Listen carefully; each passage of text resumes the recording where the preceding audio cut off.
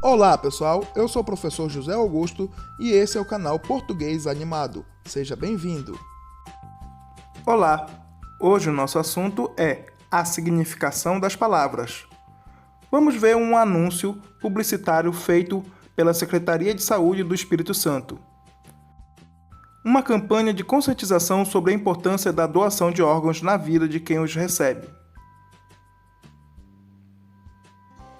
Os recursos verbais e não verbais desse anúncio buscam um efeito expressivo. Exploram-se as possibilidades de sentido das palavras, associando-as a uma personagem enfeitada com uma tatuagem. O significado das palavras depende de seu contexto de uso. Muitas delas são polissêmicas, isto é, apresentam vários sentidos, os quais só podem ser identificados nos contextos em que os enunciados são produzidos. Polissemia é a característica das palavras de apresentar vários sentidos. Por exemplo, a palavra manga, dependendo do contexto, pode significar manga da camisa, tecido, ou a fruta manga, da mangueira. Sentido conotativo e sentido denotativo. Leia um trecho do artigo Cada vez mais frequente, que trata da depressão na adolescência, e observe o sentido da palavra em destaque. Crescer pode ser complicado e a fase da adolescência é recheada de altos e baixos, oscilando entre a tristeza e a alegria, entre o medo e a adrenalina, entre a calma e a explosão de raiva. É importante entender esta fase tão peculiar do crescimento e compreender se esta montanha-russa faz parte do comportamento típico dos jovens ou pode comportar outro tipo de preocupação. Por isso, os pais devem estar atentos e perceber que nem toda tristeza é sinal de doença, assim como nem toda alegria é sinônimo de bem-estar. Você reparou que no artigo a palavra montanha-russa não está sendo usada em seu sentido habitual? Nesse caso, ela se refere às emoções contrastantes que o adolescente experimenta quase ao mesmo tempo e que torna a vida cheia de altos e baixos. A palavra adquiriu um novo sentido nesse contexto, passando a identificar uma experiência muito intensa e instável. Nos diversos contextos de uso da língua, uma palavra pode assumir um sentido novo, diferente daquele que se usa com mais frequência. Esse sentido é chamado de conotativo ou figurado e se diferencia do sentido denotativo ou literal. Veja mais um exemplo dessa diferença na imagem a seguir.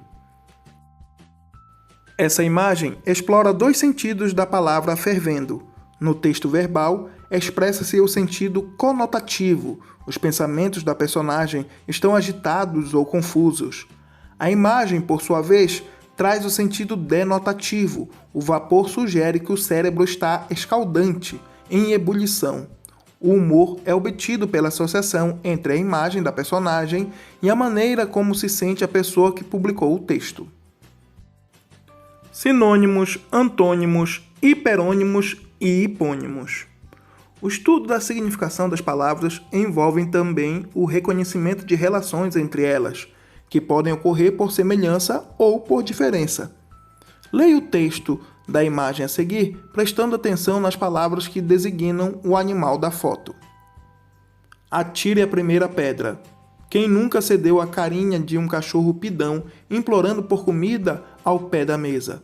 Cientistas da Universidade Lincoln, dos Estados Unidos, relataram que, diante de duas pessoas comendo, uma com os olhos vendados e outra não, os cachorros se aproximam da que está sem à venda. Os dogs acreditam que há mais chances de conseguirem contato visual. Eles leem os gestos humanos tão bem quanto os sinais vindos de outros cães.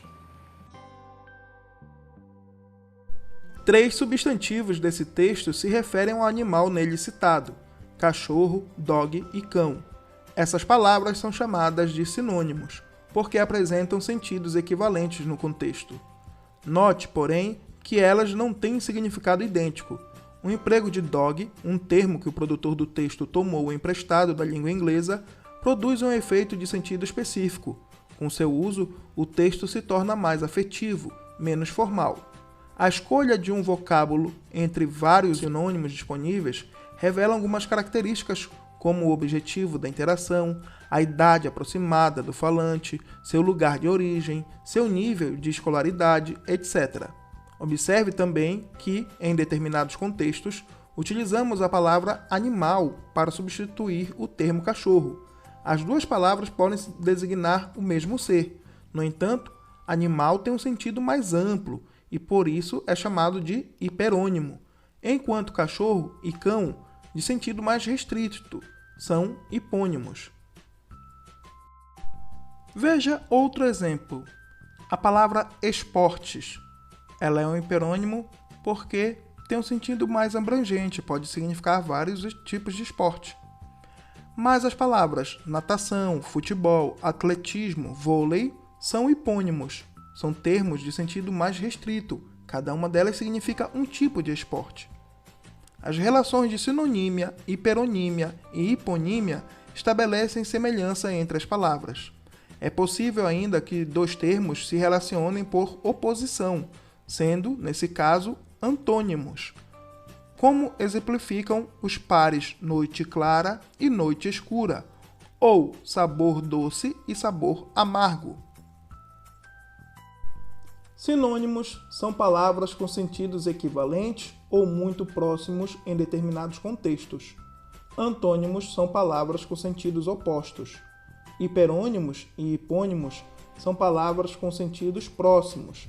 Os primeiros são mais abrangentes, enquanto os últimos são mais restritos.